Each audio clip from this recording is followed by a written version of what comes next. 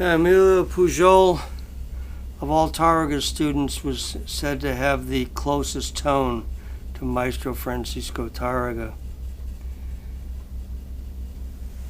There's a video that's on YouTube I happened to find a couple weeks ago called Vida y Obra, Life and Works, and you should watch it. It's pretty easy to find. I just told you the title.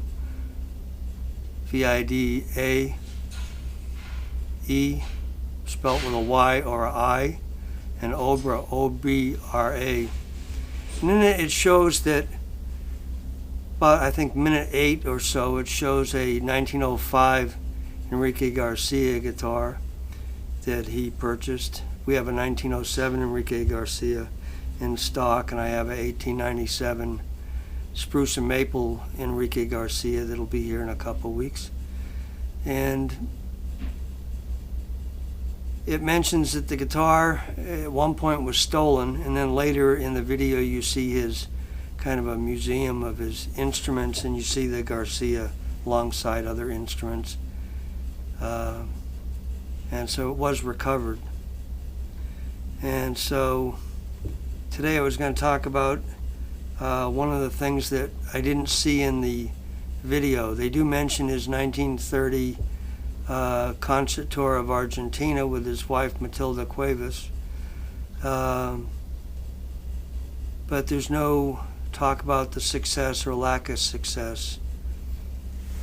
And in my volume 1, Annotations of the History of the Classical Guitar in Argentina, 1822 to 2000, which was published 2 years ago this May, we have the biography by Ricardo Munoz. He had already published Historia de la Guitarra, hardbound with photos of contemporary artists in 1930.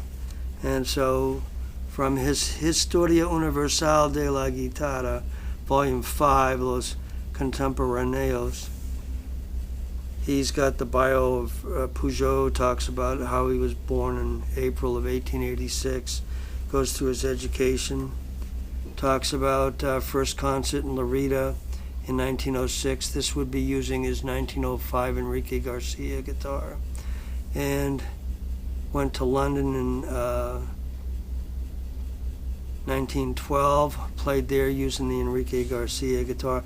Eventually he owned a Taurus, and his wife owned a Taurus as well, but that was probably in the 20s. I have to double check on that.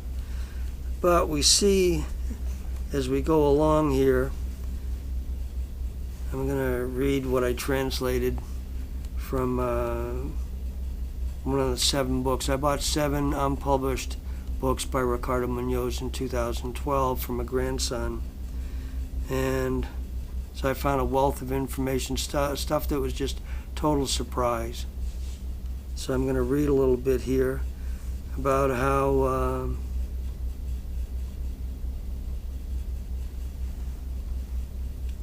the daily La Nación said about the concert. We recall that not only a beautiful and elegant mechanism, secure and experienced in the most arduous technical difficulties, but also the profound comprehension of the works in a style so purely exactly translating the characteristic modalities of each period of the guitaristic literature made by Emilio Pujol, one of the most notable artists and most representative of today.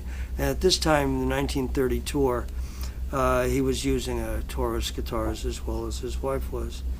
Following Saturday the 9th, he gave his second performance, performing the first 2 sets with works by Milan, San, Sor, Tarraga, Albéniz, Grau, Broqua, and Pujol. And the third set was made by performing duets with his companion, Matilda Cuevas, playing Melodia Pastoral La Arlesan by Bizet, Intermezzo de Goyesca by Granados, Cordoba by Albéniz, Tango by Broqua, and Danza del Molinero by De Faio, Dance of the Windmill, person working the windmill.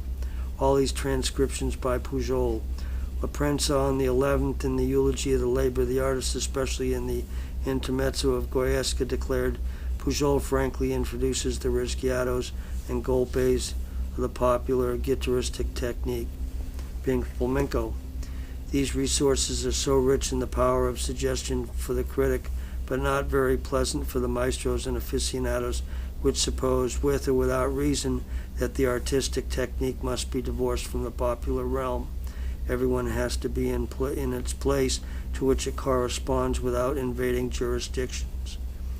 These circumstances, added by the performer without fingernails, affected the turnout from his first concert, which hinted that the public really didn't hear the performances more than only filling half of the hall. On the 14th, in the same location, Pujol reiterated his presentation, performing solo in the first set with works by Sanz, Debussy, Bach, Sor, and that of the performer being Pujol.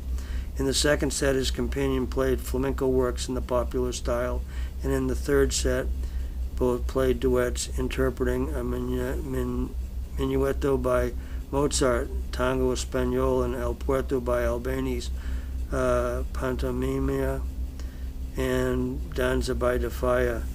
The turnout wasn't complete. Immediately, both artists traveled to the interior of the country, visiting Córdoba, Santa Fe, Santiago del Estero, and Tucumán. The 8th of September, in the Wagneriana, organized by the music house Celestino Fernandez and Hermanos, he made another concert in which the first set they performed duets, both artists, with works by Mozart, Villalobos, Granados, and De Falla. In the second set, Pujol interpreted Sor, Padre San Sebastian, J. Nin Campbell, finishing the performance with popular Andalusian music entrusted to the named Mrs. Cuevas de Pujol. The public following decreased. In the same way, they gave other recitals on the 29th of September in the Amigos del Arte, 3rd and 13th of October in the Wagneriana, with the same events as in their latest concerts. As a result of that, Pujol complained, as in 1919 he declared his discontent with the inadequate expressions which the aficionados picked up on and didn't respond, but it continued that his recitals lacked the turnout, and in that aspect they were a financial disaster.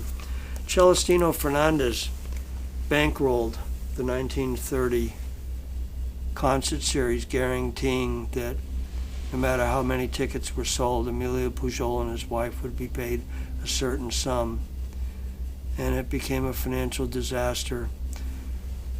From the Montevideo Musical magazines from 1885 to 1900 that I have in my archives, and did scan some of the photos of pages of that in my book, be it Sebastian Folquet, guitar maker in Montevideo, I found at times there were performances of flamenco in Montevideo even, where the public was really more interested in operatic pieces. A lot of the artists, Julio Segreras, Juan Elias of Argentina, they did a lot of operatic pieces and made them into guitar solos that they published through Francisco Nunez, etc. And so you had other guitarists, flamenco guitarists that came to Argentina, but generally the music was opera. That was the big music that people went to every night that they had a performance. And guitarists did well. Ricardo Munoz remarked in his Historia de la Guitarra, published in 1930, so we have 5,000 guitarists a week that go to concerts here. But once people got on the telephone, which had existed for 30 years in Argentina and around the world, and talked about having seen Pujol, people in the interior cities of Cordoba, Santa Fe, etc., they knew that if they went and bought tickets, they would have to put up with one complete set of flamenco by Pujol's beloved wife, who passed away, I think, in 1955. So that's not the details that you hear in the Vida y Obra video, and I do encourage you to take a look at it. There are several different versions.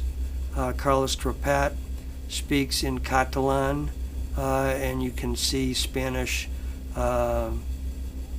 embedded captions, which allows the it allows the furtherance of the whole performance to be understood by people of more than one language. Thank you.